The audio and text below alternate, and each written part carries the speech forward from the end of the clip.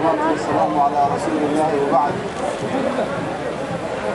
كذلك رئيس الوزراء تركيا يوفد شرفنا ونسعده.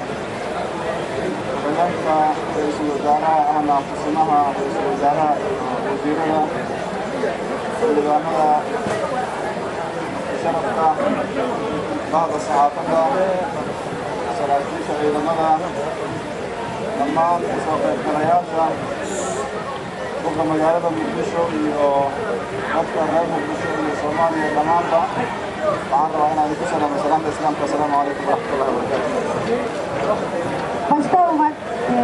Başbakan Yardımcısı Bekir Bozdağ Bey, Somali Başbakan Yardımcısı, bütün Somali bakanlar, milli vekiller, Türk bakanlar, milletvekiller, mevkiler, askerler, bugünkü törenimize katılan herkese İslam selamını selamlıyorum.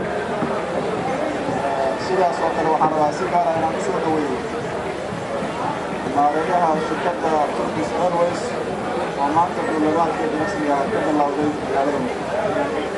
Özellikle Türk Hava Yolları Genel Koordinatörü Dr. Temel Bey'e hoş geldiniz diyorum. sidaas oo kale waxaan rabaa in ballaaran u jeediyo safarada dalka Soomaaliya muddada dheer weliba muddada adag soo qaatay mar walba u joogay inay kor u qaadaan xiriirka dowladda Soomaaliya iyo shacabka Soomaaliya iyo dowladooda. İkincisi de bu havaalanı çalışanlar, zor zamanlarımızda bize destek olanlar, zor zamanda bize yalnız bırakmayanlar, bütün havaalanı çalışanlara teşekkür ediyorum.